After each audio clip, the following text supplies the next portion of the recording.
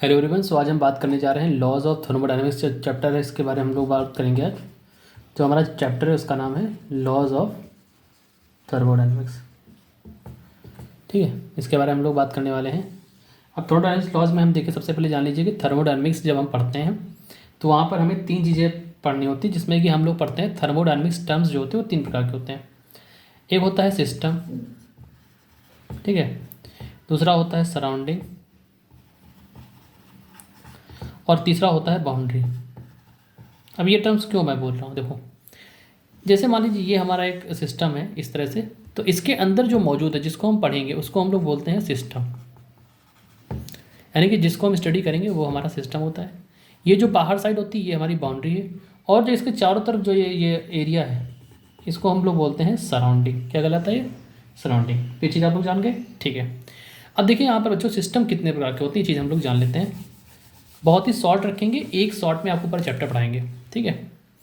देखो सिस्टम कितने प्रकार के होते हैं, आपको बने रहना है, सब कुछ समझ में आएगा। सिस्टम देखो तीन प्रकार के होते हैं। एक होता है ओपन, एक होता है क्लोज्ड, और एक होता है आइसोलेटेड। मैं समझ पाए?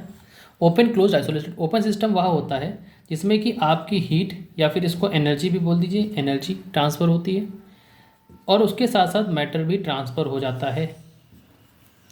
वहीं पर क्लोज सिस्टम वह होता है जिसमें कि सिर्फ हीट तो ट्रांसफ़र हो जाए, यानी कि हीट और एनर्जी ट्रांसफ़र हो जाए, लेकिन मैटर ट्रांसफ़र ना हो। इसमें ना ही हीट ट्रांसफ़र होगी ना ही मैटर ट्रांसफ़र होगा। इसको हम लोग बोलेंगे आइसोलेटेड सिस्टम।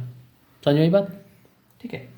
अच्छा, यहाँ पर एक और चीज़ आपको समझ में आनी चाहिए। दूसरी जो जो हम लोग यहाँ पर इंपॉर्टेंट चीज़ है वो हमारी है थर्मोडायनेमिक वेरिएबल। क्या बोलेंगे? Thermodynamic variable. इन्हीं की मदद से हम पूरे थर्मोडायनेमिक्स को समझते हैं, जिनको हम बोलते हैं थर्मोडायनेमिक्स वेरिएबल। थोड़ा सा इसको सीधा कर लेते हैं आपके लिए। हाँ, अब ठीक है। थर्मोडायनेमिक्स वेरिएबल कितने प्रकार के होते हैं? उसमें होता है प्रेशर P, वॉल्यूम, टेम्परेचर।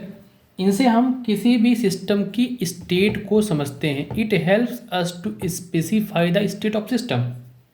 ठीक है, इसको हम लोग बोलते हैं थर्मोडायनेमिक वेरिएबल। अब थर्मोडायनेमिक वेरिएबल जो होते हैं ये भी दो प्रकार के होते हैं। इनमें एक हमारा कहलाता है एक्सटेंसिव, विजिबल है एक्सटेंसिव। दूसरा कहलाता है इंटेंसिव। ठीक है, एक्सटेंसिव और इंटेंसिव। एक्सटेंसिव कौन सा कहलाता है? एक्सटेंसिव वेरिएबल वह कहलाता है जो हमारी सिस्टम की किस पर डिपेंड करे? साइज पर डिपेंड करे। ठीक, और जो साइज पर डिपेंड ना करे वो हमारा इंटेंसिव कहलाता है। ठीक है, जैसे दिखाई दे रहा है इंटरनल एनर्जी, यू को हम बोल दें इंटरनल एनर्जी। ठीक है बच्चों, ध्यान दीजिएगा। इंटरनल एनर्जी, वॉल्यूम, मास, ये हमारे क्या है? साइज पर डिपेंड कर रहे हैं। इंटरनल एनर्जी, वॉल्यूम, मास। ठीक है, एक्सटेंसिव होते हैं। इंटेंसिव कौन कौन से होते हैं? प्रेशर, टेम्परेचर और डेंसिटी, रो जिसको मैं बोलता हूँ, ये हमारे क्या है? Intensive variable. जल्दी से करते हैं, आगे चलते हैं। ये चैप्टर यहाँ से यहाँ तक हमारा हो गया। ठीक है, आगे अगर हम लोग जानेंगे यहाँ पर तो इक्वेशन ऑफ स्टेट आप लोग जानते होंगे, पी वी बराबर एनआरटी, जानने की आवश्यकता पर है नहीं। जो प्रोसेस है वो मैं पहले ही बता चुका हूँ। ठीक है, अब दो तरह की वॉल्स यहाँ पर आपको बहुत ज़्यादा इंपॉर्टेंस में आएंगी। ठीक है, एडियाबैटिक और डायाथर्मिक।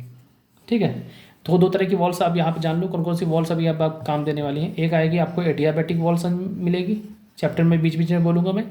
और एक वॉल जो होगी उसको हम बोलेंगे यहाँ पर डायाथर्मिक वॉल।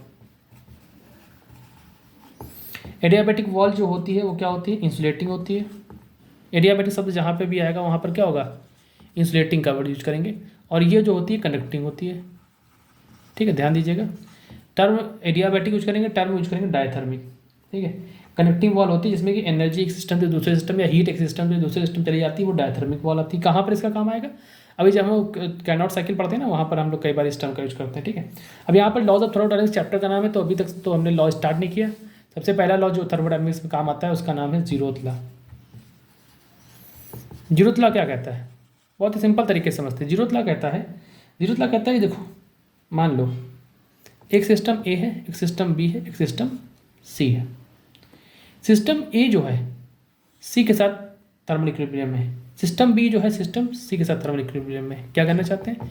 टी ए बराबर टी सी और टी बी बराबर टी सी। समझिए बात?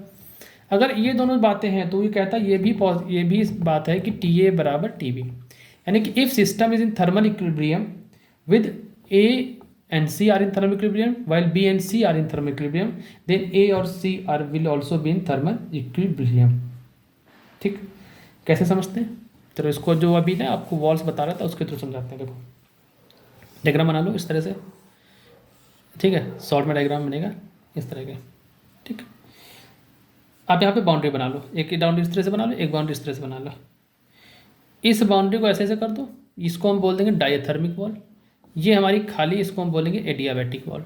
ठीक, ये हमारा ए है, ये हमारा बी है, ये हमारा सी है। क्योंकि ए बी के साथ एडियाबैटिक में है तो ए बी से कनेक्ट नहीं करेगा, लेकिन ए कनेक्ट करेगा सी के साथ, बी कनेक्ट करेगा सी के साथ। तो सी के द्वारा ए और बी जो हो जाएंगे थर्मल इक्विलिब्रियम में आ जाएंगे। क्या बच्चे मतलब समझे यहाँ पर कि टी ए बराबर टी सी हो जाएगा, टी बी बराबर टी सी हो जाएगा। तो क्या हो जाएगा, ये दोनों भी क्या हो जाएंगे, टी ए और टी बी जो है ये भी हमारा बराबर पे आ जाएंगे, थर्मल इक्विलिब्रियम में आ जाएंगे। यही हमारा कहता है जीरोथ लॉ। और भी तरीके होते हैं इसको लिखने के, आप लिख सकते हो किसी भी तरीके से, कोई फर्क नहीं पड़ता। ठीक है, चलिए चलते हैं फर्स्ट लॉ में। कैसे चलते हैं हम लोग, फर्स्ट लॉ ऑफ थर्मोडायनेमिक्स पे चलते हैं। सबसे पहला जो हमारा फर्स्ट लॉ ऑफ थर्मोडायनेमिक्स है वो किस पर बेस्ड है? सबसे ज़्यादा पीछे पूछने वाला क्वेश्चन ये हमारा बेस्ड है एनर्जी कंजर्वेशन पर। सर कैसे एनर्जी कंजर्वेशन पर बेस्ड है? कहता है कि डेल्टा क्यू, जितनी हीट दोगे आप, डेल्टा यू या तो इंटरनल एनर्जी बढ़ाने में काम आ जाएगी और बची हुई एनर्जी कहाँ चली जाएगी, वर्क डन में। बात समझे, कहीं भी एनर्जी वेस्ट नहीं हो रही। आपने जो हीट दी है वो उसकी इंटरनल एनर्जी, जिसको हम आंतरिक ऊर्जा बोलते हैं, वो बढ़ाती है या तो फिर वर्क डन में काम आ जाएगी। ये हमारी फर्स्ट लॉ ऑफ थर्मोडायनेमिक्स कहा जाता है। ठीक, अच्छा यहाँ पर कुछ एक चीज़ें आती है जो बहुत ज़्यादा पूछी जाती है पेपर में कि अगर आपने क्या किया यहाँ पर, हीट सिस्टम में ऐड करी है, हीट एडेड, सिस्टम में आपने हीट को ऐड कर दिया तो हीट ऐड हो रही मतलब हीट पॉजिटिव हो जाएगी। सिस्टम से हीट आप टेकन आउट, अगर आप बाहर निकाल लो, क्या मैं बोल रहा हूँ, हीट टेकन आउट, तो क्यू आपकी क्या हो जाएगी, निगेटिव हो जाएगा। इसी तरह से ये तो हीट के लिए हो गया, डेल्टा डब्ल्यू के लिखो।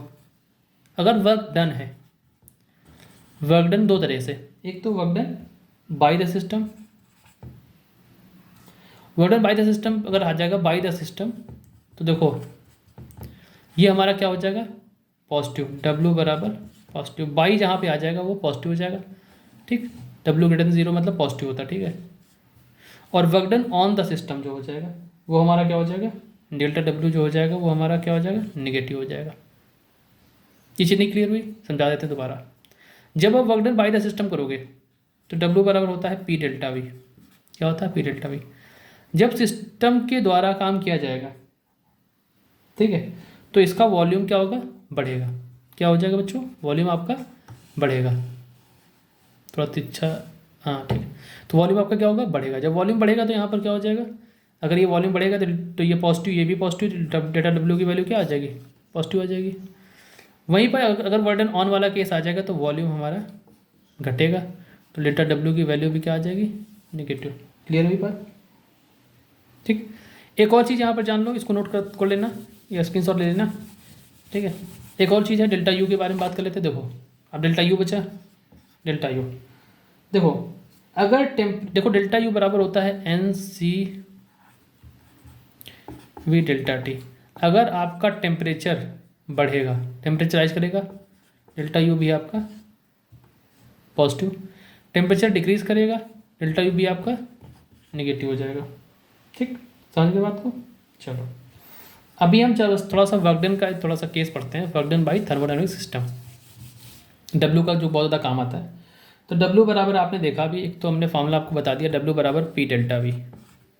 ठीक, इसको लिखने के कई सारे तरीके होते हैं, हम लोग इस तरह से भी इसको लिख सकते हैं, पी डी वी, यहाँ से कर लो वी आई से वी एफ डब्ल्यू। एक और बात बच्चों यहाँ पर कर सकते हो आप लोग, पी वी बराबर क्या होता है, एन आर टी होता है, तो डब्ल्यू बराबर यहाँ पर क्या हो जाएगा, पी बराबर एन आर टी होता है। आप इसको रिप्लेस कर दो तो यहाँ पर क्या हो जाएगा, पी डी वी बराबर एन आर डी टी। तो आप लिख सकते हो डब्ल्यू बराबर पी डी वी है तो एन आर यहाँ पर हो जाएगा बाहर, इंटीग्रेशन लगा दो। टेम्परेचर में चेंज हो रहा है तो टी आई से टी एफ, इंडिया इनिशियल से फाइनल टेम्परेचर पे, और यहाँ पर लिख दो डी पी डी टी, इसको हम लोग बोलते हैं। ठीक, तो इसको हम लोग बोलते हैं W बराबर NR/dt। एक ये भी फार्मूला होता है, ठीक। तो एक ये फार्मूला हो गया, एक फार्मूला ऊपर हो गया। एक और चीज़ जान लो, W बराबर एरिया ऑफ PV ग्राफ, ये भी इंपॉर्टेंट चीज़ है, ठीक। अगर PV ग्राफ दे रखा है तो हमारा W बराबर क्या हो जाएगा, एरिया ऑफ PV ग्राफ, ठीक। समझ गए। अच्छा, एक और चीज़ जान लो, वर्कडन में एक और चीज़ तो ये नोट करते चलना, नहीं नोट करना है तो आप समझ लो, कोई दिक्कत नहीं है। मतलब मैं ये नहीं कहूँगा कॉपी लेके नोट करो, अगर पढ़ा रहो तो ठीक है, कहीं से भी पढ़ सकते हो। मतलब इसको एक बार देख लो, दोबारा देख लेना वीडियो, तो वहाँ से आपको आराम रहेगी। देखो जो मैं पढ़ा रहा हूँ ना, एक रस्ट है, बाकी मैं पढ़ा तो उसमें भी सकता हूँ स्लाइड में, क्योंकि मेरे पास है सारी व्यवस्था वो भी, लेकिन अभी मेरा मन नहीं है इस तरह पढ़ाने का, ही मन हो रहा है। साइक्लिक प्रोसेस की अगर बात करें, ठीक है, जो साइक्लिक प्रोसेस होता है इसका बड़ा क्वेश्चन आता है। देखो अगर क्लॉकवाइज साइक्लिक प्रोसेस है, ये बड़ा क्वेश्चन आया हुआ है, देखो जो मैं पढ़ा रहा हूँ, क्योंकि मैं एग्ज़ाम कंपटीशन के मैंने दिए और मैंने निकाले, तो इस वजह से मैं ऐसे बता रहा हूँ, जो पूछा जा रहा है सिर्फ वही पढ़ा रहा हूँ। क्लॉकवाइज डायरेक्शन में साइक्लिक प्रोसेस हुआ तो W क्या हो जाएगा, पॉजिटिव। एंटी क्लॉकवाइज में W क्या हो गया, निगेटिव। ध्यान रखना इस चीज़ को, ठीक। अगर वॉल्यूम कांस्टेंट है देना, हाँ, अगर वॉल्यूम कांस्टेंट है W बराबर P डेल्टा भी होता है। एक और चीज़ ये भी जान लो, तो अगर वॉल्यूम ही कांस्टेंट है तो चेंज इन वॉल्यूम क्या हो जाएगा, जीरो। तो W बराबर क्या हो जाएगा, जीरो। तो एट कांस्टेंट वॉल्यूम, और एक कांस्टेंट वॉल्यूम वाले प्रोसेस क्या बोलते हैं हम लोग, आइसोकोरिक बोलते हैं। ये भी आगे बताएंगे आइसोकोरिक प्रोसेस कैसे होता है, ठीक। बात समझे। चलो आगे देखते हैं थोड़ा सा, आगे कौन सा टॉपिक हमको पढ़ाना है, ठीक है। चलो अब देखो, अगले जो टॉपिक है हमारा, वो हमारा है इंटरनल एनर्जी के बारे में। बड़ा इंपॉर्टेंट टॉपिक है इंटरनल एनर्जी। अभी हमने आपको बोला इंटरनल एनर्जी के बारे में, तो आपको डाउट आ रहा होगा सर इंटरनल एनर्जी क्या है। देखो इंटरनल एनर्जी जो है वो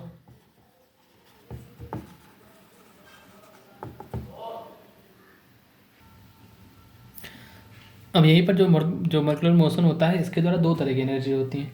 तो जो इंटरनल एनर्जी होती है उसको लिखते हैं हम लोग internal energy due to kinetic and internal energy due to potential.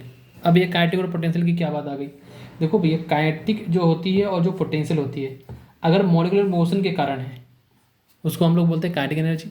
जो मॉलिक्यूलर कॉन्फिगरेशन के कारण है, क्या मैंने बोला, अगर मोशन के कारण है तो काइनेटिक एनर्जी, अगर कॉन्फ़िगरेशन के कारण है, जैसे मतलब कॉन्फ़िगरेशन मतलब जैसे वो एडजस्ट उसमें रखे गए हैं और उसके कारण है, तो हमारा क्या होता है, मॉलिक्यूलर कॉन्फ़िगरेशन, तो हमारा क्या कहता है, क्या कहलाता है, पोटेंशियल एनर्जी। इतना डीप में जाने जरूरत नहीं है, यहाँ पे इतना जाना बस।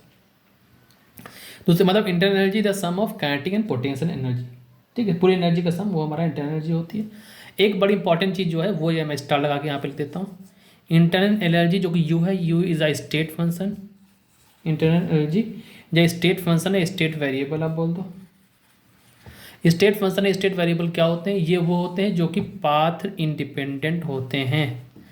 पाथ इंडिपेंडेंट, ये बहुत ज़्यादा पूछे जाने वाला क्वेश्चन है। तो पाथ इंडिपेंडेंट होता है इंटरनल एनर्जी, यानी कि ये इनिशियल और फाइनल पोजीशन पर ही डिपेंड करता है। किस पर डिपेंड करता है, इनिशियल और फाइनल पोजीशन पर, बस, ठीक। अच्छा, चेंज इन इंटरनल एनर्जी का फॉर्मूला है वो मैं बता देता हूँ, साथ में पढ़ोगे तो सब पूरा चैप्टर करा देंगे। देखो अब चेंज इन इंटरनल एनर्जी अगर आपको निकालना है तो डेल्टा यू बराबर होता है, डेल्टा यू बराबर 3/2 NRT, ठीक। ये फॉर्मूला बड़ा ज़्यादा इंपॉर्टेंट है, ये आप जान लो कि डेल्टा यू बराबर चेंज इन इंटरनल एनर्जी का जो फॉर्मूला है आइडियल गैस के केस के लिए है। किसके लिए है, आइडियल गैस के लिए। तो ये हमारा क्या होता है, डेल्टा यू बराबर 3/2 NRT। ये क्वेश्चन ज़्यादा पूछा जाता है, ठीक है। आगे चलते हैं हम लोग।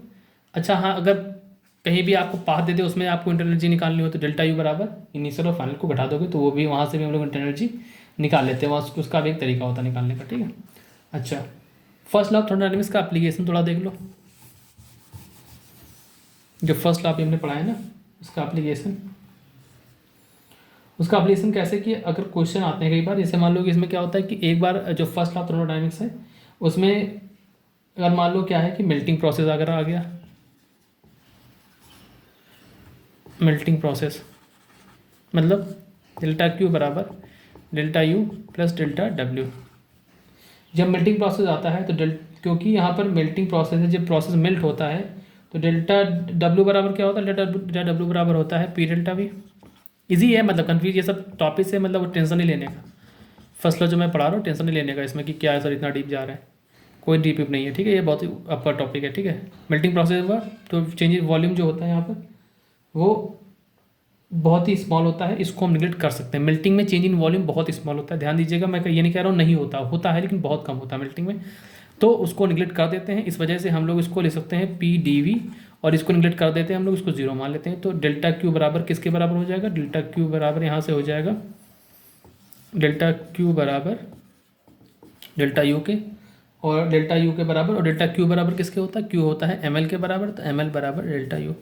बस एक ही चीज़ ध्यान रखो कि अगर इंटरनल एनर्जी का क्वेश्चन आया तो चेंज इन इंटरनल एनर्जी किसके बराबर हो जाएगी, एम एल के बराबर हो जाएगी यहाँ पर मेल्टिंग प्रोसेस में। यही जब केस आप जाओगे बॉइलिंग प्रोसेस के लिए, अगर मान लो यही मैंने बोल दिया यहाँ पर, इसको रख पा देते हैं यहाँ से, और ये इसको रख पा देते हैं, यहाँ पर ले देते हैं बॉइलिंग प्रोसेस। तो बॉइलिंग के केस के लिए ध्यान देना बच्चों, यहाँ पर बॉइलिंग केस में ऐसा नहीं होता है, क्यू बराबर क्या होता है एम एल, और डेल्टा यू जो होता है वो डेल्टा यू रहेगा, यानी कि U F minus U I plus W बराबर पी डेल्टा वी, तो P V F minus V I, ये बात हो जाती है। ठीक, समझ गए, चलो आगे बढ़ते हैं। ठीक, क्वेश्चन में कई सारे, जैसे कई सारे क्वेश्चन भी तुम लोग लगा सकते हो इसमें, ऐसा कुछ अगर मान लो क्वेश्चन में डाउट हो तो एक क्वेश्चन चलो कर लेते हैं आपके लिए, और इस क्वेश्चन को आप सॉल्व भी करिएगा हमारे साथ। क्वेश्चन बड़ा अच्छा है, ये क्वेश्चन है, कहता है कि इन अ थर्मोडायनेमिक्स प्रोसेस, सुनिएगा, in a thermodynamics process 200 joule of heat, इतनी joule of heat is given to gas, 100 joule of work is done, work done on it, कहानी का ट्विस्ट यही है, वर्क डन ऑन इट, जो change in internal energy delta U निकालना है, delta Q बराबर delta U plus delta W होता है। आपको डेल्टा यू निकालना है, बच्चे क्या करेंगे, डेल्टा यू बराबर क्या कर देंगे, delta Q minus delta W, 200 minus 100 कितना आ जाएगा, 100 आ जाएगा। नहीं, यहाँ पे गलती है, वर्क डन ऑन इट, इसके ऊपर वर्क किया गया है, तो अभी जब इसके ऊपर वर्क किया जाएगा वर्क डन ऑन इट, तो ये क्या हो जाएगा यहाँ पर नेगेटिव हो जाएगा, तो ये क्या हो जाएगा यहाँ पर नेगेटिव आ जाएगा, इधर जाएगा उधर जाएगा तो फिर ये क्या हो जाएगा पॉजिटिव हो जाएगा, तो 100 में से 200 घटेगा नहीं, जुड़ जाएगा, तो आंसर कितना आ जाएगा 300। अच्छा क्वेश्चन है, तो 300 जूल जो होगा यहाँ पर चेंज इन इंटरनल एनर्जी, यही हमारा आंसर होगा यहाँ पर 300 जूल। ठीक, ये क्वेश्चन आता है, आगे चलते हैं। ठीक, अगला टॉपिक जो हमारा है उसमें हम बात करेंगे हीट कैपेसिटी के बारे में, और स्पेसिफिक हीट कैपेसिटी के बारे में। हीट कैपेसिटी को दिखाते हैं हम लोग एस से, delta Q by delta T. Specific heat capacity आ जाएगी तो हम लोग वहाँ पर क्या कर देंगे, मोलर स्पेसिफिक कैपेसिटी आ जाएगी तो वहाँ पर एन आ जाएगा। अगर मान लो स्पेसिफिक आ गई हीट कैपेसिटी, तो इसके लिए लिख दोगे यहाँ पर स्मॉल एस से, तो क्या हो जाएगा delta Q by delta T, और यहाँ पर 1/m भाई आ जाएगा। मोलर आ गया यहाँ पर, तो मोलर के लिए हम लोग क्या बोलते हैं, मोलर स्पेसिफिक कैपेसिटी अगर आ गया इसको सी से लिखते हैं, और इसको हम लोग लिखते हैं delta Q by delta T, और यहाँ पर आता है 1/n यानी नंबर ऑफ मोल्स।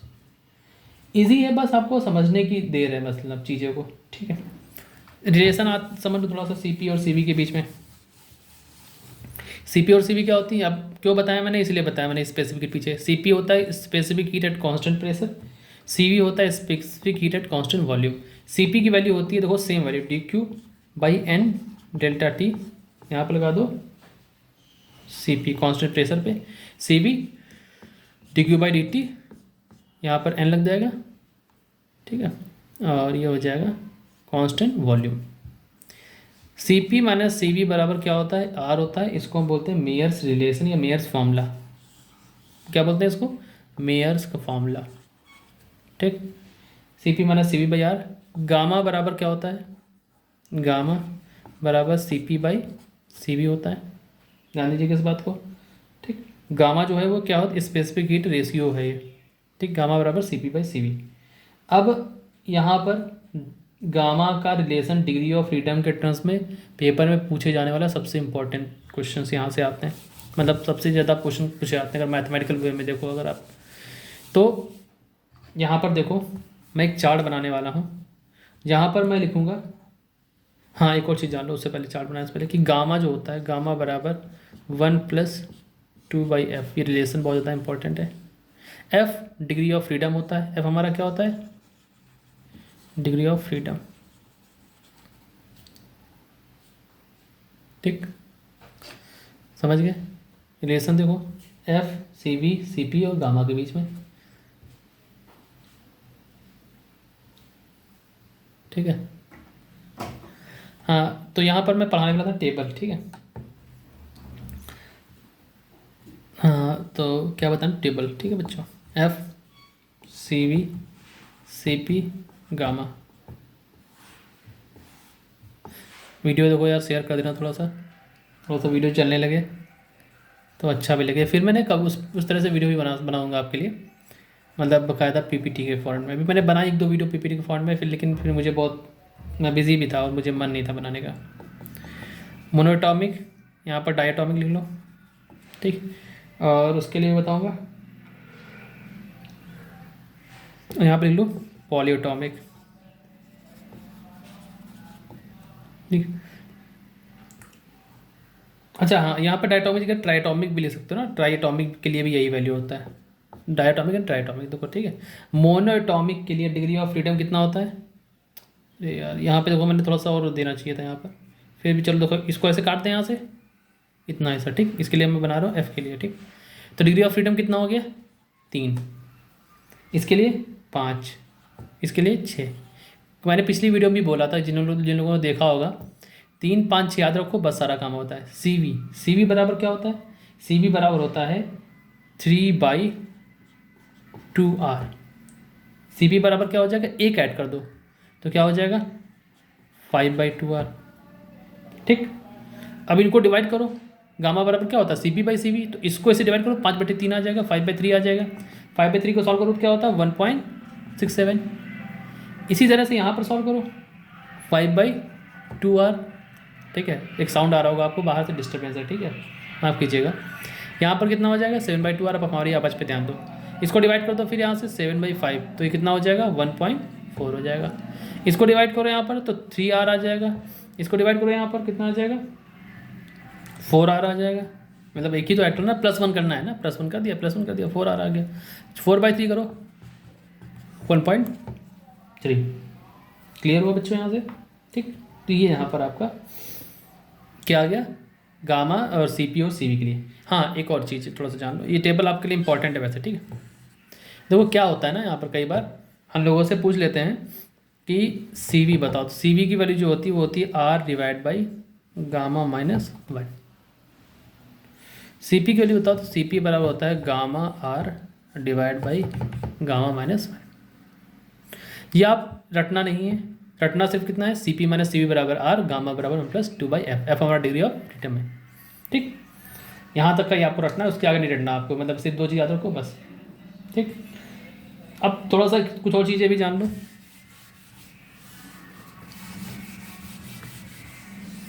न्यूमेरिकल करना है इसके बीच का, इसी चलो एक न्यूमेरिकल करना हो तो कर लो, इसी का एक न्यूमेरिकल भी आप लोग कर लो साथ में चाहो तो। कोई न्यूमेरिकल मैं देखता हूँ, देखो मैं उसको करा देता हूँ।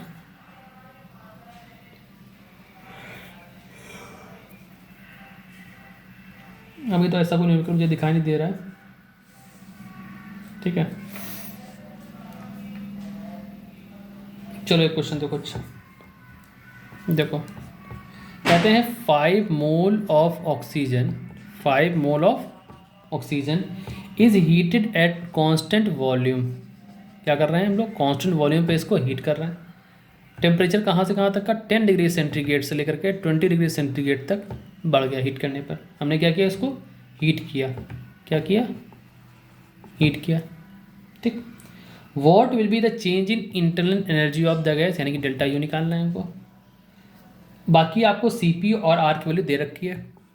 CP की वैल्यू दे रखी 8, R की वैल्यू दे रखी 8.36। U निकालना है डेल्टा यू। ठीक, देखो उससे पहले अगर हम यहाँ पर देखें, हमको CP और R दे रखा है, तो यहाँ से क्या निकल सकता है, यहाँ से हमको निकालना है डेल्टा यू, तो यहाँ से हम निकाल सकते हैं CV। मैं बता रहा हूँ CV मैंने क्यों निकाला। CV बराबर होता है यहाँ पर CP - R। 8.36 से घटा दो, ये 8.36 जो R की वैल्यू है, ये किसके लिए वैल्यू है, ये वैल्यू है जूल पर मोल। ध्यान दीजिएगा बच्चों, ये जो वैल्यू होती है जूल पर मोल के लिए होती है। और आर की वैल्यू जो ऐसे होती है वो होती है 2, ये कैलोरी के रूप में, ठीक है। और जो 8 यहाँ पर दे रखा है, ये दे रखा है कैलोरी, मैं यूनिट लिखना भूल गया था, मोल इन्वर्स और सेंटीग्रेड इन्वर्स, ठीक। ये जूल में था, कैलोरी में था, तो इसको तो हटा नहीं सकते हैं, तो इस वजह से यहाँ पर आ गया 8 और -2, वैल्यू कितनी आ जाएगी 6। सी बी की वैल्यू कितनी आ गई 6 कैलोरी पर मोल डिग्री सेंटीग्रेड इन्वर्स, ठीक, जो भी आ गया पर मोल डिग्री सेंटीग्रेड, सी बी आ गया। अब हीट का जो फॉर्मूला है, क्यू बराबर क्या होता है, क्यू बराबर होता है n C V delta T. N 5 mole है, सी वी की वैल्यू कितनी आई है,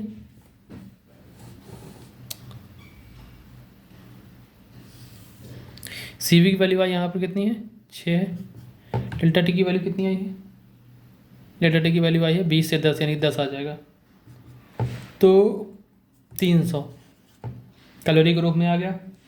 अब कांस्टेंट वॉल्यूम पे है तो डेल्टा वी की वैल्यू 0, अगर कांस्टेंट वॉल्यूम पे होता है तो डेल्टा डब्ल्यू वी क्या होता है 0 आता है। फर्स्ट लॉ क्या कहता है, डेल्टा क्यू बराबर delta U plus delta W, ये तो ख़त्म हो गया, डेल्टा क्यू बराबर डेल्टा यू हो गया, तो डेल्टा यू की वैल्यू क्या आ जाएगी 300।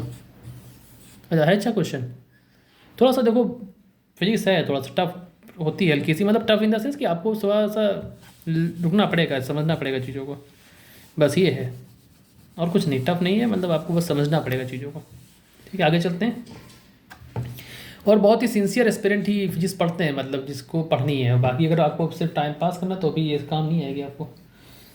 यहाँ पर एक बड़ा वो आता है कि मिक्सचर वाला एक आता है, मिक्सचर ऑफ गैसेस का एक क्वेश्चन आता है, मेरे समय में भी आता था। तो मिक्सचर ऑफ गैसेस में आपको निकालने को दे देंगे, ठीक है, मिक्सचर ऑफ गैसेस में आपको दे देंगे थर्मोडायनेमिक्स पैरामीटर। अगर आपसे बोल दिया मास निकालो तो आप मास निकालोगे। देखो मैं जो मुझे जो इंपॉर्टेंट लगा वो मैं बता देता हूँ। सबसे ज़्यादा पूछा जाता है सी बी, यहाँ पर सी बी पूछे थे तो यहाँ पर फॉर्मूला लगता है N1 CV1 plus N2 CV2 divide by N1 plus N2। अगर आपको सी पी निकालना है तो सी पी बराबर होता है सी वी प्लस आर, निकाल लेना आराम से अपने हिसाब से, ठीक, इस तरह से निकाल लेना, बहुत इजी पड़ेगा। ये चीज़ इंपॉर्टेंट है जो मैंने बताई, यहाँ पे बोल लेंगे। तीसरा, अगर आपसे इंटरनल एनर्जी पूछ दे तो डेल्टा यू बराबर होता है U1 प्लस U2। चौथा, अगर आपसे मास के बारे में पूछ दे तो यहाँ पर लिख दोगे आप m बराबर, सिंपल सा फॉर्मूला है N1 M1 plus N2 M2 divide by N1 plus N2। Easy लगा ना, ये तो टफ नहीं है, ईजी है ये क्वेश्चन, ठीक, कर लेना इसको अच्छे से, ठीक। चलो यहाँ तक का हो गया वीडियो। अगर आप को बीच में ऊब लगे तो थोड़ा सा फिर से प्ले कर लेना, ठीक। अब देखो जो नया टॉपिक स्टार्ट करने जा रहे हैं इसको हम बोल देंगे थर्मोडायनेमिक प्रोसेस। क्या लिखेंगे, थर्मोडायनेमिक प्रोसेस, थर्मोडायनेमिक प्रोसेस। पहला कौन सा है, आइसोबारिक। आइसोबारिक कौन सा होता है ज़रा मुझे बताओ। बारिक, बारिक मतलब यहाँ पे बार, बार किसके लिए आया, प्रेशर कांस्टेंट के लिए आ गया, तो टर्म से समझे ना, बार किसके लिए, प्रेशर के लिए, तो यहाँ पर पी कांस्टेंट हो गया। अगर पी कांस्टेंट हो गया तो पी वी बराबर एन आर टी, जरा मुझे बताओ, पी वी बराबर एन आर टी, ठीक। तो पी कांस्टेंट हो गया तो वी और टी बचा, एन आर भी कांस्टेंट होता है, पी भी कांस्टेंट होता है, तो क्या बचा, वी और टी बचा, तो V directly proportional to T, तो वी बाई टी बराबर कांस्टेंट लिख सकते हैं, बस यही होता है, वी बाई टी बराबर कांस्टेंट। दूसरा, अब इसका ग्राफ आप देख लेना, ठीक है, वी और टी का ग्राफ बनाओगे तो स्ट्रेट लाइन कर्व बनेगा, ठीक, बात समझे। वर्क डन निकालोगे इसमें, हाँ आइसोबारिक में वर्क डन निकालोगे तो क्या हो जाएगा, n R T f minus T i, ठीक। अब क्योंकि डेल्टा डब्ल्यू बराबर क्या होगा, एन आर डेल्टा टी, तो delta Q plus is equal जो फर्स्ट लॉ होता है ना डेल्टा क्यू, और डेल्टा डब्ल्यू की जगह हो जाएगा एन आर डेल्टा टी, ये फर्स्ट लॉ होता है डायनेमिक्स आइसोबारिक प्रोसेस के लिए। इस तरह से एक तरीका है, मतलब हर एक कॉन्सेप्ट को अगर आप बढ़ाना चाहो तो बढ़ा सकते हो, इतना भी आप यहाँ पर कर सकते हो। इजी लगा ना, चलो इसको रख कर देते हैं। दूसरा हम लोग पढ़ लेते हैं, आइसोकोरिक होता है दूसरा, क्या नाम है इसका, आइसोकोरिक प्रोसेस। आइसोकोरिक कौन सा प्रोसेस होता है जिसमें कि आपका वॉल्यूम कांस्टेंट हो, वॉल्यूम कांस्टेंट हो जाएगा तो pressure directly proportional to temperature, ठीक, पीटी आ जाएगा, pressure directly proportional to temperature. ये हमारा क्या हो गया आइसोकोरिक, इसमें कि वॉल्यूम हमारा कांस्टेंट होता है, ठीक। अब W बराबर क्या होता है P डेल्टा V, मैंने पहले बताया था। अगर volume constant change in volume zero हो जाएगा तो वर्क डन क्या हो जाएगा, यहाँ पर जीरो हो जाएगा। वर्क डन जीरो हो जाएगा तो डेल्टा Q बराबर क्या हो जाएगा, डेल्टा Q बराबर delta U plus delta W। ये तो हो गया ख़त्म, जीरो के बराबर हो गया, तो डेल्टा Q बराबर डेल्टा U। डेल्टा U बराबर क्या होता है, NCV/dt होता है, तो NCV डेल्टा T। तो डेल्टा U बराबर क्या हो गया, ये वाला फॉर्मूला आ गया। तो डेल्टा Q की वैल्यू भी अगर आप लिखना चाहो तो लिख सकते हो NCV delta T first isochoric के लिए, ठीक। आगे चलते हैं आइसोथर्मल, ठीक। इजी है, मतलब आपको बस समझना है। देखो आइसोथर्मल देख लो, आइसोथर्मल समझ में आ रहा होगा, T बता दे रहा, तो T कौन सा, टेम्परेचर कांस्टेंट हो रहा है, तो टेम्परेचर कांस्टेंट हो रहा है तो इसको हम लोग बोल देंगे PV बराबर कांस्टेंट, ठीक, PV बराबर कांस्टेंट, ठीक। अच्छा, अब इसको थोड़ा सा यहाँ पर एक चीज़ देखने वाली होती है कि आइसोथर्मल के लिए एक चीज़ देख लो यहाँ पर कि स्लोप देखो। अगर आप, हम लोग यहाँ पर बात करते हैं स्लोप ऑफ PV ग्राफ, ये यहाँ पर इंपॉर्टेंट चीज़ आती है। क्या होता है कि आइसोथर्मल प्रोसेस में PV कांस्टेंट होता है, इसको डिफ्रेंशिएट करो तो PdV, एक बार dV के साथ कर देंगे, फिर एक बार V को अलग रखेंगे और dP को कर लेंगे, ऐसे करते ना पार्शियल। और इधर क्या हो जाएगा, कांस्टेंट डिफ्रेंशिएशन जीरो होता है, तो dP/dV क्या हो जाएगा, dP/dV सॉल्व करें ना, dP/dV का निकालोगे आप तो उधर ले जाओगे तो dV नीचे आ जाएगा, तो क्या हो जाएगा माइनस का P/V। तो आइसोथर्मल प्रोसेस के लिए जो होता है स्लोप क्या होता है, स्लोप हम लोग लिख सकते हैं tan phi is equals to minus P/V is equals to dP/dV। कहने का मतलब अगर आप कर्व बनाओगे इसका तो स्लोप ये tan क्या होता है, हाँ देख लो जरा, बहुत सारे बहुत ही माइन्यूट पॉइंट होते हैं, ये यहाँ पर ये ध्यान देना, ये P है और ये V है, ठीक है। ये वाला जो एंगल होता है ये हमारा स्लोप कहलाता है इसका, ठीक। अच्छा, इसमें वर्क डन अगर आपसे पूछे आइसोथर्मल प्रोसेस में, ये तो ग्राफ हो गया, अगर आपसे वर्क डन पूछे तो वर्क डन निकाल सकते हो। देखो W बराबर क्या होता है, हाँ एक और चीज़ उससे पहले, वर्क डन से पहले, क्योंकि डेल्टा T बराबर क्या होता है आइसोथर्मल प्रोसेस में, जीरो होता है, चेंज इन वॉल्यूम जो टेम्परेचर होता है जीरो होता है। तो स्पेसिफिक हीट या कोई भी स्पेसिफिक हीट मोलर कोई भी हीट होगी वो हमारी इन्फिनिटी हो जाएगी, क्योंकि C बराबर क्या होता है delta Q/N delta T, delta T zero हो गया तो ये इन्फिनाइट हो गया, बात समझ में आई, तो ये इन्फिनाइट होता है। स्लोप मैंने बताई थी आपको माइनस P/V, ठीक। तो स्लोप भी मैंने बताई आपको माइनस P/V। अब क्या जानना है, एक चीज़ है, और तीसरी चीज़ क्या है यहाँ पर वर्क डन। तो W बराबर क्या होता है, W बराबर होता है nRT ln VF/VI final volume by initial volume, ठीक। इसी को ध्यान देना, इस बात को बड़ा बहुत ज़्यादा ध्यान अच्छे तरीके से, इसको लिख सकते हो nRT ln PI/PF, ठीक। नहीं समझ में आता तो PF/PI कर लो, चाहो तो इसको आप ऐसे रख लो, देखो P1/V1 बराबर P2/V2, PI/VI बराबर PF/VF होता है, P1/V1 बराबर P2/V2। तो अगर VF/VI निकालोगे तो PI/PF निकलेगा, उसी को हमने हटाया है। बात समझे ना बच्चों, यहाँ पर हमने कैसे रिप्लेस किया, देखो ये अगर आपको दिखाई दे रहा होगा तो यहाँ से अगर आप निकालो VF/VI तो क्या निकलेगा PI/PF, ठीक। ये हमारा क्या हो गया, दिस इज योर आइसोथर्मल, ये हमारा हो गया आइसोथर्मल प्रोसेस।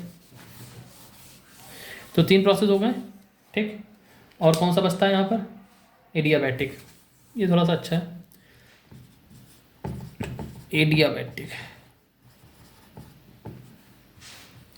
एडियाबैटिक प्रोसेस कौन कैसा होता है, एडियाबैटिक प्रोसेस जो होता है वहाँ पर हम लोग एक चीज़ देखेंगे,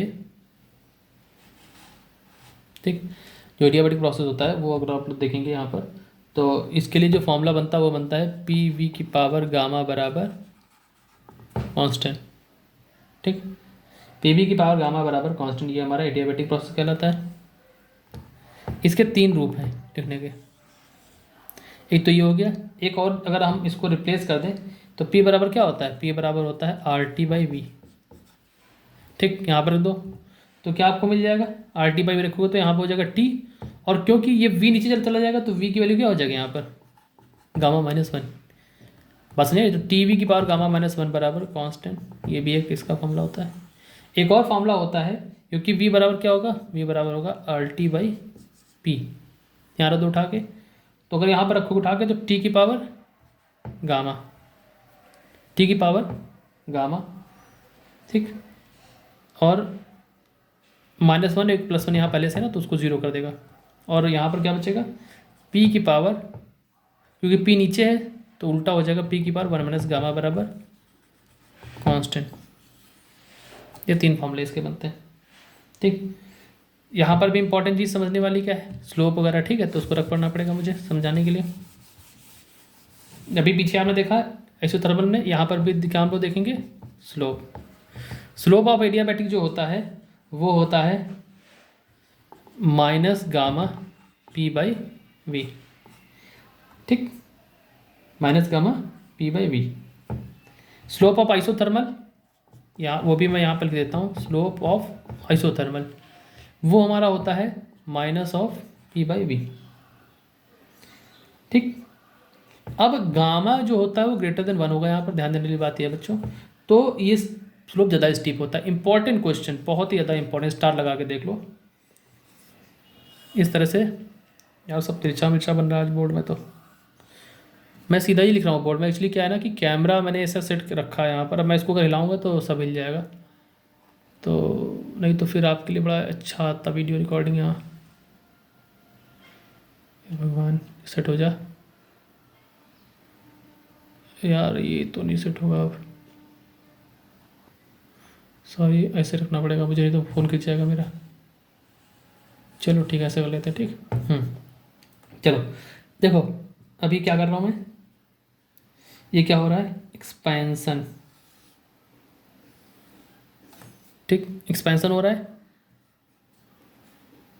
ज़्यादा स्टीप वाला कौन सा हो जाएगा, एडियाबैटिक। ये P है, ये V है, तो एक्सपेंशन के केस में ये हमारा एडियाबैटिक होगा नीचे वाला, और ये होगा आइसोथर्मल। ठीक, अच्छा यहाँ पर एक और, अगर आप उल्टा देखो इसको, कैसे देखो कि अगर आप इसको ऐसे करोगे कंप्रेशन के लिए देखोगे, तब ये चीज़ उल्टा हो जाएगी। क्यों, तब वहाँ पर एडिया ऊपर आ जाएगा और आइसोथर्मल नीचे हो जाएगा PV के लिए। ये चीज़ ध्यान देने वाली है। याद कैसे रखोगे सर, याद इस तरह रखना है अभी आपको, क्योंकि एडियाबैटिक में -γ/P/V आता है। गामा जो होता है ज़्यादा स्टीप कर देता है, कर्व को ज़्यादा झुका देता है, ज़्यादा नीचे ले जाता है, तो ज़्यादा स्टीप वाला नीचे वाला हो जाएगा एडियाबैटिक। ठीक, एक्सपेंशन के इसलिए कंप्रेशन उल्टा होता है, तो ये याद रखो, याद रहेगा ऑटोमेटिक। एक और कर्व यहाँ पे इंपॉर्टेंट है, वो भी मैं आपको बता देता हूँ। यहाँ पर गामा से ही रिलेटेड है, गामा, क्योंकि गामा भी हम पढ़ चुके हैं। देखो PV के कर्व है यहाँ पर, यहाँ से 3 लाइन बना दो। ये गामा की वैल्यूज़ हैं, ये मोनो के लिए, डायटोमिक के लिए, ट्राइटोमिक या पॉलीटोमिक के लिए। तो ये हमारी क्या हो गई, पॉलीटोमिक के लिए कर्व हो गया, ये डाई के लिए हो गया, ये मोनो के लिए हो गया। यहाँ पर गामा की वैल्यू भी आपने देखी 1.67 मोनोटोमिक के लिए, 1.4 डायटोमिक के लिए, 1.33 पॉलीटोमिक के लिए। ये भी कर्व बड़ा इंपॉर्टेंट है, ये कर्व बहुत ज़्यादा पूछा जाता है। ठीक है, तो ये भी कर्व अगर आप याद रखेंगे तो बहुत अच्छा रहेगा। अब आते हैं एक और चीज़ यहाँ पर छूट गई हमसे, किसके लिए छूट गई, एडियाबैटिक के लिए। तो एडियाबैटिक जो प्रोसेस होता है, अगर उसमें वर्क डन निकालेंगे हम लोग, एडियाबैटिक प्रोसेस में अगर हम लोग वर्क डन निकालें तो W बराबर क्या होता है, W बराबर यहाँ पर निकलता है P1V1 - P2V2 divide by गामा-1। PV को आप चेंज कर दो nRT में, तो NR गामा-1 T1 - T2। अब अगर हमसे पढ़ रहे हो आप तो सिर्फ हम ही से पढ़ना अभी। क्यों, आप कोई और दूसरा टीचर पढ़ाएगा, हो सकता है इसको उल्टा कर दे, P2V2 - P1V1 और 1 - गामा नीचे लिख दे, कन्फ्यूजन होता है बहुत ज़्यादा बच्चों को। क्या होता है कन्फ्यूजन, इसको अगर माइनस गामा लिख दोगे तो P2V2 आ गया, मतलब फाइनल माइनस नहीं से जनरली हम लोग यही याद रखते हैं कि P2V2 माइनस P1V1, लेकिन यहाँ पर इस तरह से फॉर्मूला है। तो फॉर्मूले या पढ़ो तो एक ही टीचर से पढ़ो, ठीक है, ये मैं कहता हूँ। कन्फ्यूज नहीं ना, परेशानी हो ना अगर आप, ठीक है। अच्छा एक और चीज़ है, एक और स्पेसिफिक हीट के बारे में जान लो। एडियाबैटिक केस के लिए सी की वैल्यू क्या होगी, देखो सी बराबर क्या होता है, delta Q by delta T n, या एन डेल्टा टी इसको लिख लो। तो इसकी वैल्यू क्या होती है, क्योंकि एडियाबैटिक प्रोसेस है, तो एडियाबैटिक प्रोसेस में हीट का ट्रांसफर नहीं होता, डेल्टा क्यू बराबर होता है 0, तो ये हो जाएगा 0। तो स्पेसिफिक हीट के लिए वैल्यू क्या होती है, 0 आती है। आइसोथर्मल में क्या आती है, सी की वैल्यू बच्चों इन्फिनाइट थी, क्योंकि डेल्टा टी वैल्यू 0 होती है। स्लोप आपने देख लिया, सब कुछ देख लिया, खत्म हो गया यहाँ से, ठीक, गॉट इट। चलो आगे चलते हैं भैया। और अब हम देखेंगे, क्या देखेंगे, बल्क मॉडुलस ऑफ गैस, या फिर इसको मॉडुलस ऑफ इलास्टिसिटी भी बोलते हैं। क्या बोलते हैं, बल्क मॉडुलस ऑफ गैस, ज़्यादा बन गया, ठीक है, बल्क मॉडुलस ऑफ गैस, ठीक। ये गैस के लिए होता है तो हम उसको बल्क मॉडुलस इलास्टिसिटी होता है। तो बी बराबर क्या होता है फॉर्मूला, बी बराबर होता है माइनस डी पी, यहाँ पर होता है डी वी बाई वी, तो बी बराबर होता है minus of V d P by d V. कुछ समझ में आ रहा है, d P by d V क्या है, स्लोप है, ये क्या है, स्लोप है प्यारे बच्चों। तो स्लोप को आप दो हिस्से में लिख दो, एक हमारा किसके लिए हो जाएगा, आइसोथर्मल, एक हमारा हो जाएगा एडियाबैटिक। आइसोथर्मल केस के लिए जाओगे तो यहाँ पर क्या हो जाएगा, स्लोप क्या था इसमें, minus P by V. Adiabatic case के लिए जाओगे तो स्लोप क्या था, minus gamma of P by V. अब देखो क्योंकि यहाँ पे स्पेस थोड़ा कम है तो मैं थोड़ा सा शॉर्ट में बताऊँगा। अगर ये वैल्यू उठा के यहाँ पर रखो और तो देखो वी, ये वी से वी कट जाएगा ना, बिल्कुल कट जाएगा भैया, और माइनस से माइनस कट जाएगा, प्लस हो जाएगा। तो बल्क मॉडुलस ऑफ गैस जो होता है for isothermal is equals to P, यानी प्रेशर, ठीक। वहीं पर अगर यहाँ रखोगे बच्चों तो वी तो कट जाएगा, माइनस साइन भी यहाँ पर चला जाएगा, लेकिन बी बराबर क्या हो जाएगा, gamma times of P, got it, ठीक। पी हमारा बच्चों यहाँ पर प्रेशर है, ठीक, तो है। अच्छा एक और क्वेश्चन बड़ा था, पूछा था, बहुत पूछे जाने वाला क्वेश्चन है। क्या क्वेश्चन पूछा जाना कि सर ये बताइए कि वर्क डन किस में मैक्सिमम होता है। अगर वर्क डन हमें निकालना हो तो सबसे ज़्यादा वर्क डन किस में होता है, आइसोबारिक, आइसोकोरिक, आइसोथर्मल। तो एक कर्व मैं बनाने जा रहा हूँ, इस कर्व को आप याद रखेंगे तो सारी समस्या का हल हो जाएगा यहाँ से, ठीक। कर्व में क्या है, ये P है, ये V है, ये आइसोकोरिक है, ये आइसोबारिक है। ये आप बताएंगे कौन कौन सा, ये कौन सा कहलाएगा, ऊपर वाला कौन सा, नीचे वाला कौन सा है। यहाँ पर ऐसे ले जाएंगे तो आप बताएंगे, बहुत अच्छा कर्व है, लवली कर्व इट इज। ये वाला क्योंकि वॉल्यूम नहीं बदल रहा है तो इसको हम लोग बोलेंगे आइसोकोरिक। प्रेशर नहीं बदल रहा है, आइसोबारिक। ऊपर वाला नीचे वाले में ज़्यादा स्टीप होता है, ज़्यादा कर्व होता है, ज़्यादा स्लोप होता है, तो नीचे वाले में स्टीपनेस ज़्यादा होती है, तो कौन सा होता ज़्यादा, गामा आता ना इसमें, एडियाबैटिक। ये वाला कौन सा हो जाएगा, आइसोथर्मल, ठीक।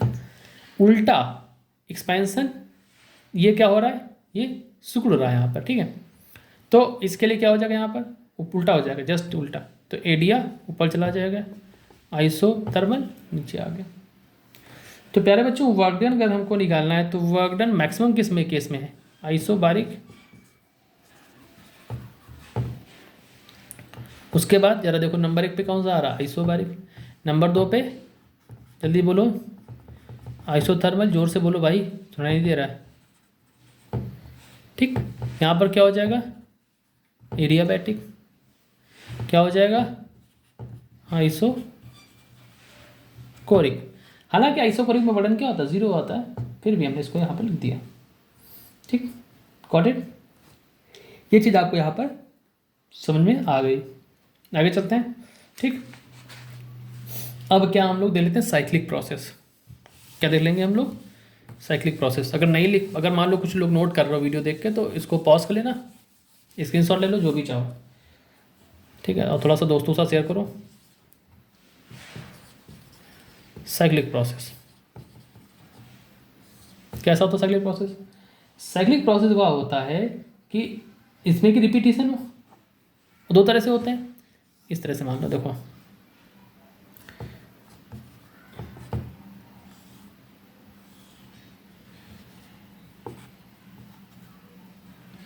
ये क्लॉकवाइज, ये क्या है क्लॉकवाइज, ये क्या है क्लॉकवाइज वाला, यहीं ले देते हैं ना, यहाँ ले देते हैं क्लॉकवाइज वाला। ठीक, एंटी क्लॉकवाइज वाला भी बना लेंगे, कोई दिक्कत नहीं। ठीक, तो अगर साइक्लिक प्रोसेस में हमें सबसे इंपॉर्टेंट चीज़ जो जाननी वो है डेल्टा यू बराबर 0। प्यारे बच्चों को डेल्टा यू बराबर 0 कर दोगे तो फर्स्ट लॉ ऑफ थर्मोडायनामिक्स कहता है डेल्टा क्यू बराबर delta U plus delta W. Delta U बराबर 0 तो डेल्टा क्यू बराबर डेल्टा डब्ल्यू। ठीक, डेल्टा क्यू बराबर क्या हो गया, डेल्टा डब्ल्यू हो गया। ये चीज़ हो गई यहाँ पर, ये बस याद रखना इस चीज़। ठीक है, हाँ, और वर्क डन मैंने बताया, अगर मान लो क्लॉकवाइज है तो डब्ल्यू क्या होगा, पॉजिटिव। एंटी क्लॉकवाइज है, उल्टा है, तो डब्ल्यू क्या हो जाएगा, डेल्टा डब्ल्यू नेगेटिव। बस इतना ध्यान रखना। इसको भी मैं बता चुका हूँ पहले, इसलिए मैंने इसको शॉर्ट में बताया। अच्छा, efficiency of cycle, efficiency of cycle से बड़ा क्वेश्चन आता है। तो एफिशिएंसी को हम लिखते हैं ईटा। ईटा बराबर होता है डब्ल्यू बाई क्यू इंटू 100। ये हमारी क्या कहलाती है, एफिशिएंसी कहलाती है। Work done by the working substance during a cycle, लंबा सा बोलो तो इस तरह से बोल दो। ठीक, work done by the working substance, heat supplied to the gas during the cycle into 100, या work done, total work done divide by heat absorb. इसको क्या बोलते हैं हम लोग, हीट एब्जॉर्ब, क्यू एब्जॉर्ब। प्यारे बच्चों, डब्ल्यू टोटल को और हम लोग लिख सकते हैं, डब्ल्यू जो डब्ल्यू टोटल होता है ना, ये वाला डी डब्ल्यू है, इसको लिख सकते हो heat absorb minus heat released. ठीक, तो इस फॉर्मूले में ये वाली उठा रख दोगे तो इसको नीचे डिवाइड करोगे तो 1 माइनस का टर्म में भी आता है, तो ईटा का एक और फॉर्मूला बन जाता है 1 minus Q released divide by Q absorb into 100। ठीक, सिंपल सा फॉर्मूला ये, बाकी अगर आप थोड़ा सा सीख जाओगे तो ये हो जाएगा। अच्छा, एक और चीज़ जान लो बच्चों कि जो भी साइकिल होती है एफिशिएंसी कभी भी 100% नहीं हो सकती है। किसी भी कॉर्नर साइकिल की भी अगर मतलब there cannot be a cycle, Carnot cycle अलग चीज़ हो गई, there cannot be a cycle जिसकी एफिशिएंसी हो जाए 100%, यानी कि टोटल डब्ल्यू टोटल जो है वो क्यू एब्जॉर्ब के बराबर नहीं हो सकता है। किसके बराबर नहीं हो सकता है, क्यू एब्जॉर्ब के बराबर। अब ये चीज़ रटनी नहीं है, देखो अरे भाई अगर बराबर हो जाएंगे तो कट जाएंगे तो 100% आ जाएगी, जो 100% नहीं होगी तो ये बराबर नहीं हो सकते। सिंपल सी बात है, बस यही होता है। अगर आप बुक से पढ़ोगे ना तो बहुत ज़्यादा क्या होता है, बहुत बल्कि लगती है देखने वाले, सर इतना लंबा, कुछ नहीं है, बस सिंपल है। थोड़ा सा प्रैक्टिस करो, क्वेश्चन और भी अच्छे सारे क्वेश्चन आएंगे, प्रैक्टिस करो, मज़ा आ जाएगा। चलो इसको रख कर देते हैं, हीट इंजन पे चलते हैं, खत्म होने वाला है, परेशान ना हो, क्योंकि अब 1 शॉट वीडियो चाहिए होती है, बहुत ज़्यादा डिमांड आती है 1 शॉट वीडियो की। मैं देख रहा था 1 शॉट वीडियो बहुत ज़्यादा लिए जा रहे हैं हर जगह, तो मैंने कहा चलो 1 शॉट पढ़ा देते हैं। हीट इंजन, देखो हीट इंजन एक इमेजिनरी कॉन्सेप्ट बनाया गया, सोचा गया यहाँ पर, ठीक है। और काम क्या करता है हीट इंजन, काम क्या करता है कि हीट इंजन जो है वहाँ पे जो कैनॉट बात करते हैं ना, वो कैनॉट जो हीट इंजन है वो इमेजिनरी है, वो उसकी बात कर रहा हूँ मैं। तो हीट इंजन जो डिवाइस है वो हीट एनर्जी को मैकेनिकल एनर्जी में कन्वर्ट करती है, हीट एनर्जी को मैकेनिकल एनर्जी में बदलती है, इसको बोलते हैं हम लोग हीट इंजन। ठीक, इसमें 3 चीज़ें होती हैं, क्या क्या होती हैं, सोर्स, ठीक, सिंक और वर्किंग सब्सटेंस। सोर्स, सिंक्स और वर्किंग सब्सटेंस, 3 चीज़ें होती हैं, नंबर 1, नंबर 2 और नंबर 3। ठीक, इतना हीट देने वाला सोर्स है, इसका टेम्परेचर होता है T1, सिंक का टेम्परेचर होता है T2। तो यहाँ पर थर्मल एफिशिएंसी अगर आपसे पूछते हैं तो ईटा बराबर एक फॉर्मूला आता है, क्या होता है 1 माइनस T2/T1, या फिर ये इसको हम बोलेंगे थर्मल एफिशिएंसी। देखो ईटा जहाँ पे लिखना वहाँ एफिशिएंसी ही होता है, चाहो तो भैया लिख लो, it is also equals to 1 minus Q2/Q1। Q2 heat release की गई है और ये जो है इसके लिए Q1 हीट एब्जॉर्ब है, ये हीट रिलीज्ड है।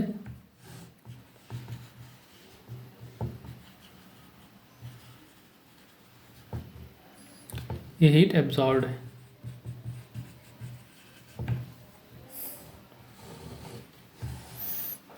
ठीक है, समझाइए बात। चलो हाँ, अब ये कभी बराबर Q2 बराबर 0 नहीं हो सकता, कभी Q2 0 हो जाएगा तो 100% हो जाएगा, Q2 हीट रिलीज कभी 100% नहीं हो सकती है प्रैक्टिकली, जो कि पॉसिबल नहीं है। ठीक है, यहाँ पर ये चीज़ हो गई। रेफ्रिजरेटर केस के लिए आ जाओ, तो वहाँ पर भी कई सेम चीज़ें होती हैं। ठीक है, रेफ्रिजरेटर के लिए भी बस उल्टा होता है। अगर हीट इंजन को रिवर्स डायरेक्शन में कर दो, रेफ्रिजरेटर जो होता है, रेफ्रिजरेशन जो होता है, तो उसमें क्या होता है, अगर हीट इंजन जो है आपका उसको रिवर्स कर दो, वहाँ पर बीटा आता है कि रेफ्रिजरेटर का जो क्वेश्चन आता है ना, रेफ्रिजरेटर, वहाँ पर हीट इंजन को रिवर्स डायरेक्शन में ले जाओ तो वो हमारा क्या हो जाता है, रिवर्स डायरेक्शन में अगर काम करेगा तो हमारा हो जाता है रेफ्रिजरेटर। मतलब ये क्या करता है, ये हीट Q2 लेता है कोल्ड बॉडी से और उसको रिलीज कर देता है जाकर के। ठीक, नहीं समझाया, देखो चलो अभी देखिए लो अच्छे थोड़ा सा। ये हमारा सोर्स है,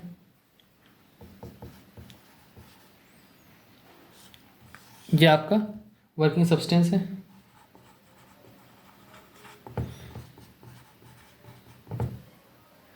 ये आपका यहाँ पर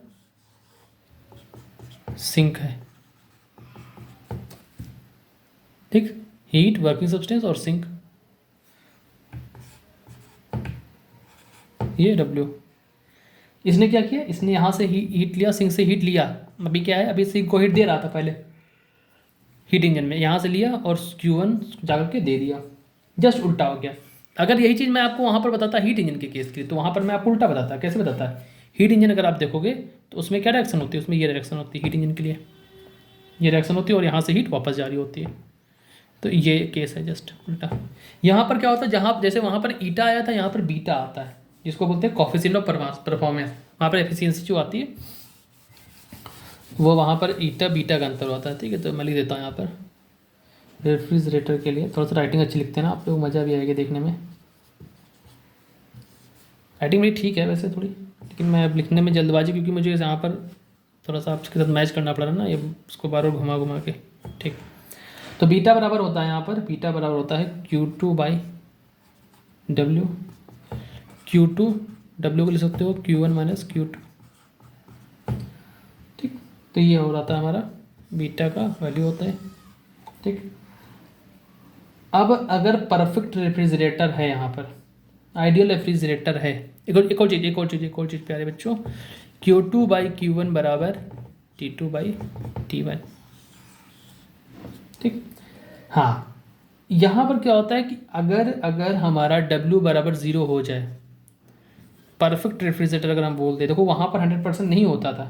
ठीक है, लेकिन यहाँ पर अगर W बराबर 0 हम कर लें, यहाँ पर जो केस है ना, जो थोड़ा समझने वाली बात है, W बराबर हम 0 कर लें, मतलब अगर कोई परफेक्ट रेफ्रिजरेटर हो जाए जो कि उसको वर्क ना करना पड़े, without doing work, it can transfer heat from a cold body to a hot body.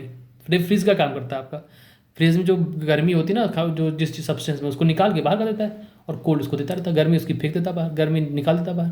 यही तो काम करता है ना रेफ्रिजरेटर, बस वही काम है। तो बीटा बराबर क्या हो गया, बीटा बराबर ये W0 कर दो तो 1/0 क्या होता है, इन्फिनाइट होता है। तो दिस इज इन्फिनाइट। ठीक, यहाँ तक कोई इशू नहीं होगा आपको, मैं जानता हूँ। यहाँ से भी क्वेश्चन भी नहीं पूछते हैं आपसे, सीधा बीटा कभी जल्दी नहीं पूछते हैं। पूछते कहाँ से, ईटा और बीटा में रिलेशन, ईटा और बीटा में रिलेशन।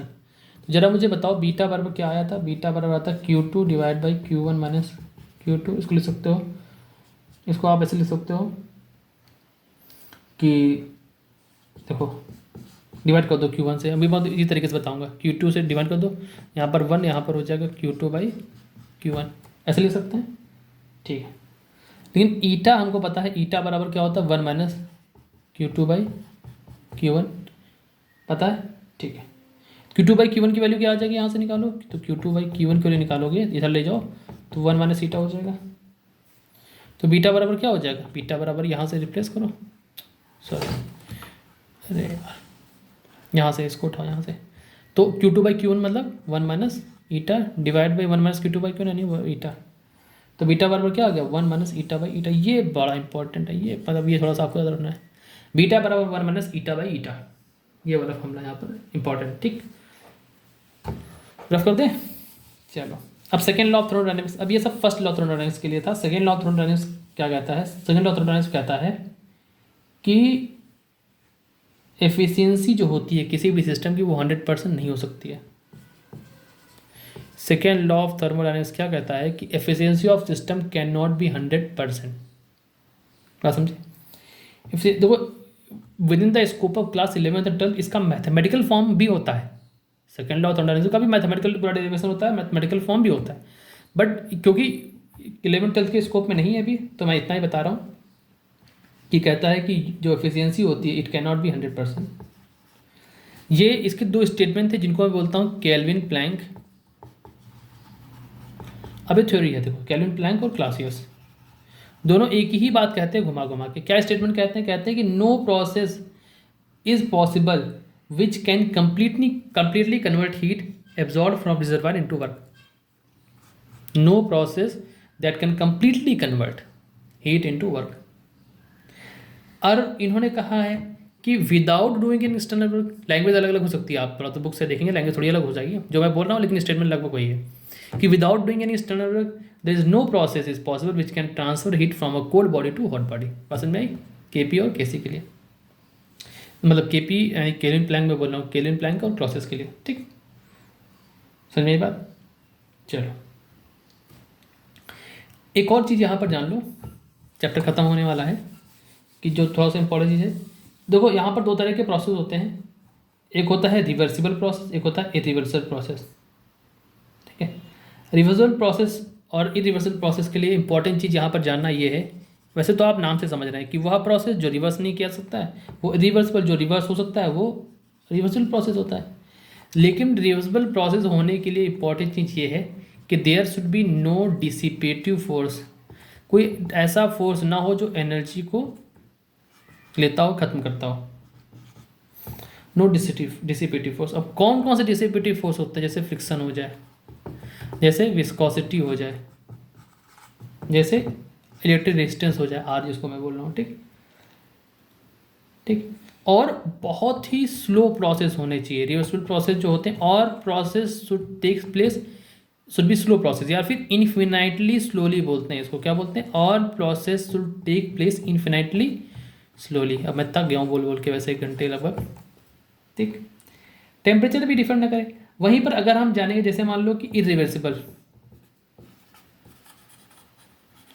तो देखो बच्चों जो इरिवर्सिबल प्रोसेस है, सभी नेचुरल प्रोसेस जो होते हैं वो हमारे इरिवर्सिबल होते हैं। एग्जाम्पल के लिए देख लो, जैसे radio active process, radio active decay हो जाए तो क्या उसको कन्वर्ट कर सकते हो, नहीं, वापस नहीं ले जा सकते भैया। रेडियो एक्टिव डिके हो गया, रेडिएशन कंडक्शन ये जो होता है, कंडक्शन हो जाए या फिर रेडिएशन हो जाए, ये सभी हमारे क्या कहलाते हैं, ये सभी हमारे क्या इरिवर्सिबल प्रोसेस, यानी जितने भी नेचुरल प्रोसेस आपके यहाँ पर हैं वो सभी क्या है, इरिवर्सिबल प्रोसेस है, ठीक। कैरनॉट हीट इंजन अभी आपका आएगा यहाँ पर, उसको मैं समझा देता हूँ, जल्दी से करूँगा। कैरनॉट में बहुत ज़्यादा, मैं कैरनॉट साइकिल में बहुत ज़्यादा डीप में नहीं जाऊँगा, देखो बहुत ज़्यादा डीप में उससे पूछा भी नहीं जाएगा। कैरनॉट हीट इंजन में वही चीज़ है जो मैंने अभी आपको बताया कि सोर्स, सिंक, वर्किंग सब्सटेंस और स्टैंड, ये सब चीज़ें होती हैं। होता क्या है, कैरनॉट इंजन जो है रिवर्सिबल इंजन है, ठीक। यहाँ पर क्या क्या मौजूद होता है, इस तरह से देख लो,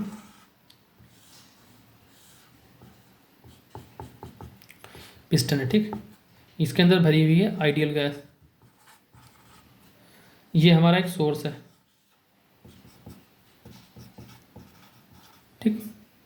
ये हमारा एक स्टैंड है, इंसुलेटेड स्टैंड, इंसुलेटेड स्टैंड, ये हमारा T2, this is your sink. ठीक, सोर्स को हम लोग क्या करते हैं, सोर्स को उठाते हैं। ठीक, थर्मल कैपेसिटी है, इससे कितना भी हम लोग, आप लोग लेना चाहो कितना भी आप इससे वो ले लो, इतना भी हीट इससे लेना ले लो। सिंक को कितनी भी हीट देनी है आप इसको दे दो। केस ये है कि आइडियल इसको उठा के इस पर रख दिया हमने, कितनी भी हीट इससे लेना हो ले सकते हो, सोर्स से आप कितनी भी हीट ले सकते हो इसको उठा के थोड़ी देर के लिए, मतलब इस इंजन को उठा के इस पर रख दिया, इतनी हीट ले ली हमने इससे, और इसको इस थोड़ी देर के लिए रेस्ट इस पर रख दिया, क्योंकि इंसुलेटेड है तो यहाँ से हीट, अब जो इसने हीट ली ना यहाँ से, जो इसने हीट ली यहाँ से वो लॉस नहीं होगी। उठा के दर दो सिंक पे, सिंक से जितनी हीट इसकी निकलनी निकल जाएगी। वर्किंग सब्सटेंस यहाँ पर आइडियल गैस है। ठीक, चलो आगे चलते हैं। यहाँ पर कुछ क्या इंपॉर्टेंट है वो देख लो, साइकिल बड़ी पूछी जाती है ना, कार्नोट साइकिल इंपॉर्टेंट है, थोड़ा सा जान लो साइकिल कैसे बनाते हैं। कार्नोट इंजन से कार्नोट साइकिल पे कूद जाओ। यहाँ पर थोड़ा सा एक जानने वाली बात, एक बार एक पेपर में क्वेश्चन आ गया था, तो वो मैं क्वेश्चन आपको बता दूंगा। अभी देखो क्या है, पीवी कर्व तो है, पीवी कर्व कैसे बनाते हो, ऐसे ऐसे, ठीक है। ठीक, ये इस तरह से साइक्लिक होता प्रोसेस पूरा। देखो ये बच्चों आइसोथर्मल प्रोसेस है, ये हमारा आइसोथर्मल प्रोसेस है, ये आपका एडियाबैटिक प्रोसेस हो जाएगा, ये आपका एडियाबैटिक, ये कंप्रेशन है, बढ़ रहा है, ये कंप्रेशन एक्सपेंशन है, या सॉरी उल्टा बोल क्या मैं, कंप्रेशन मतलब ये उल्टा होता है, ये एक्सपेंशन है, ये एक्सपेंशन है क्योंकि बढ़ रहा है, ये भी एक्सपेंशन है, ये कंप्रेशन है यहाँ पर, और यहाँ पर भी ये कंप्रेशन है। ठीक, तो एक्सपेंशन एक्सपेंशन कंप्रेशन कंप्रेशन, ये यहाँ पर एडियाबैट इस तरह से होता है। ठीक, अब यहाँ पे आप सब अपना P1 P2 यहाँ पे नाम दे दो उनका, कि ये किस टेम्परेचर पे, ये T1 टेम्परेचर पे है, ये T2 है, ये T3 है, ये माफ़ कीजिएगा, ये T1 पे है, ये भी T1 पे है। ठीक, नाम ही देते हैं भैया, P1 V1 और T1 पे हो जाएगा, ये भी T1 पे रहेगा, तो इसमें लिखना हो जाएगा P2 और V2 हो जाएगा यहाँ पे वैल्यू, P2 V2 और T1। ये वाला भी क्या हो जाएगा, T2 टेम्परेचर हो जाएगा, तो ये हो जाएगा P3 और V3 हो जाएगा। ये भी क्या हो जाएगा, T2 टेम्परेचर ही रहेगा, तो P3 और सॉरी P4 और V4 हो जाएगा। ये पॉइंट्स के मैंने नाम दे दिए हैं ताकि आपको समझ में आता रहे। ठीक, मैंने T1 T2 क्यों रखा, क्योंकि T3 T4 नहीं होता एक्चुअली, क्योंकि हम जब एफिशिएंसी निकालते हैं ना तो ईटा बराबर क्या होता है 1 माइनस T2/T1 फॉर्मूला आता है यहाँ पर। और अभी मैंने आपको बताया था कि Q2/Q1 बराबर T2/T1, ये वाला भी फॉर्मूला यहाँ पर काम आता है। ठीक, एफिशिएंसी ऑफ कार्नोट इंजन जो है it does not depend on working substance, ये चीज़ आपको ध्यान रखनी है, इंपॉर्टेंट है।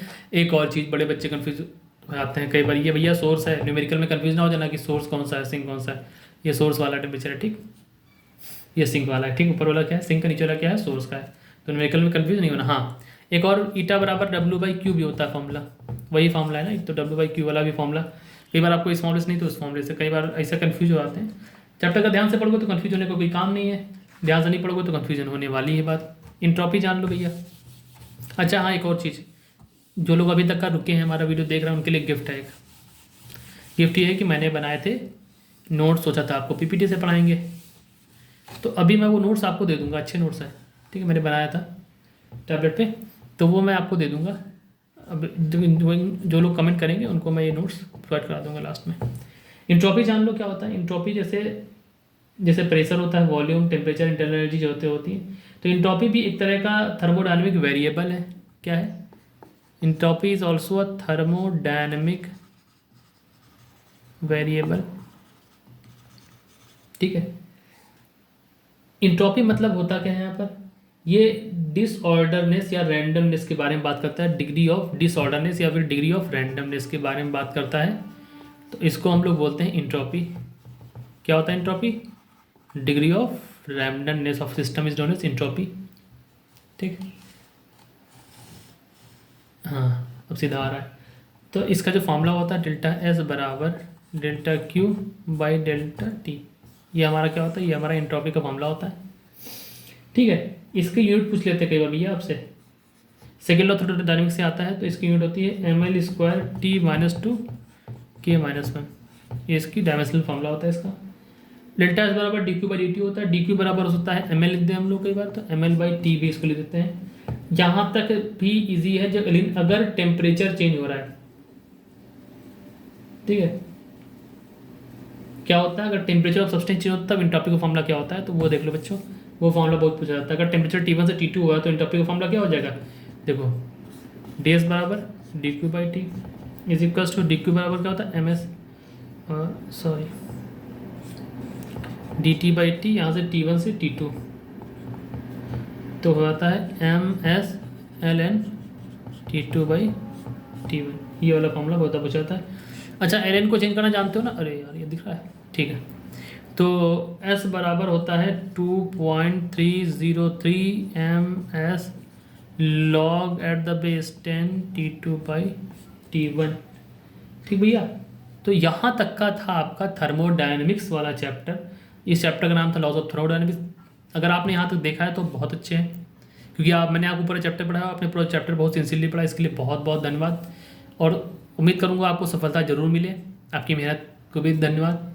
और हमारी मेहनत के लिए आप हमें गिफ्ट दे सकते हैं। सब्सक्राइब कर लीजिए, शेयर कर दीजिए, कमेंट करिए, आप अच्छे से पढ़िए, ठीक है। माता पिता का नाम रोशन करिए। जय हिंद।